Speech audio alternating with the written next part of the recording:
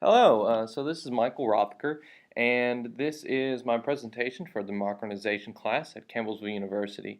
Our democratization class is looking at how democracies are formed and also how they fall apart and what causes it and what may be the underlying effects of those things. So, the country that I was given was the Republic of Liberia.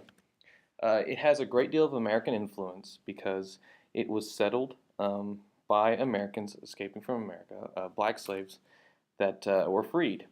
And throughout this presentation, I'm going to cover a large range of Liberia, part of its history, how its governments function and operate and structured, and also show some of the economic impact its conflicts has had in the past. So first, let's talk about how Liberia was birthed. So you've got the freed slaves that were leaving the United States, and there was a group of people that formed a coalition or some sort of kind of like a political action group now that was encouraging them to leave and go back to Africa and to settle the land. So they started leaving around 1822, and the slave states used this as a means of getting rid of freed slaves. If they were no longer of use to them and they couldn't sell them, they couldn't get rid of them, they would emancipate them and send them off. It was also a way to discourage younger slaves from trying to be freed. And then, so Liberia for a while was just a colony of the United States. And then they decided in 1847 that they wanted to be independent. So they voted for independence and they were granted it. Now, as a nation, their constitution was written in the same year they declared independence, same time that their Declaration of Independence was written. So in 1844, this constitution was written up. They ratified it a year later. And then the first governor of the Liberian colony was also elected their first president. It had a great presidency. Their presidency is a little different from ours, and we'll get that later. The first American president that was to recognize Liberia as its own sovereign country was Abraham Lincoln, for obvious reasons other than the fact that he thought that slaves should be freed, black people are equal people as well. So he recognized this. So how is their government structured? Well, it's very much modeled after our own in the United States. It's considered of three branches of government. It has a bicameral legislature like us, has the judiciary and the presidency as well, an executive branch.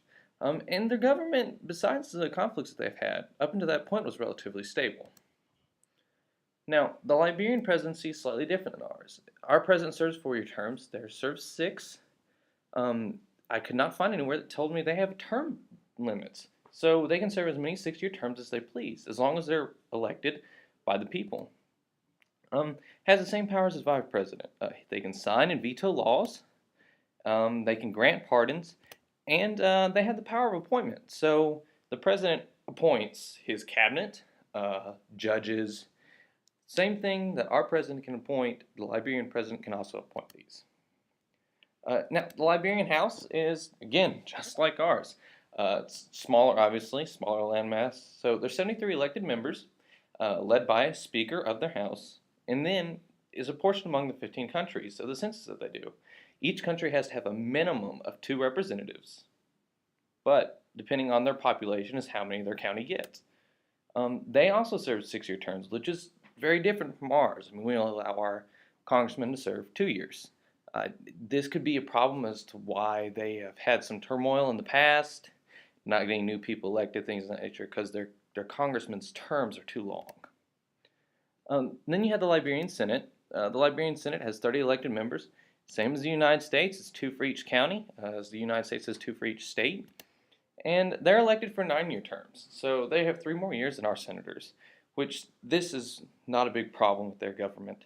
It should work out fine. So their government, in the way it's structured, as far as their legislative and executive branches, you would think that they wouldn't have much problem as far as being a democracy, and they were fairly good at this for a while.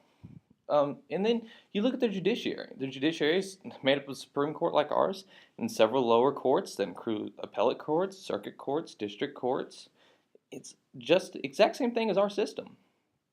And then the Supreme Court has 5 members instead of our 9. They are appointed by the president and then confirmed by the Senate. But unlike the United States, they don't have unlimited service. They are allowed to serve until they are 70 years old, at which point they are told to retire. They have to retire, and someone else is appointed to take their place. So this is where they had the problem. They had a military coup, and here are some images of the violence during the Civil War after the military coup. And you can see it was pretty violent, pretty violent.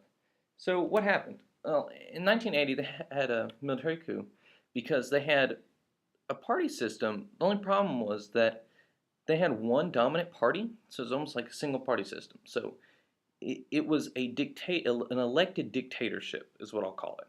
So for over 100 years, since 1858, something around there, they had a one party system essentially because no one else could get elected, or if they could, they were such a small minority that no matter what they wanted to do, it wouldn't get done.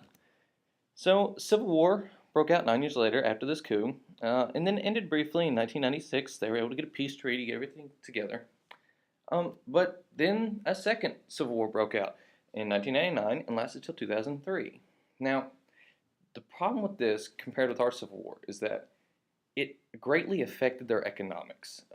What happened was, as you can see, the period between 89 and 95, big dip. So their country's GDP declined by 90% during this period, which hurt the country greatly. And their income per capita right now is about 500 US dollars. And their growth is at 8.4%. So they're on the uptick, and if they continue to rise, democracy won't be so hard for them because eventually they'll hit that threshold, which is easier for them to sustain it. This is probably why they had the military coup problem, because their people were not able to have a high enough standard of living to be happy with one party being dominant, even though they did a decent job running the government. Not everyone had everything they wanted, so they got upset and finally just were fed up and overthrew the government.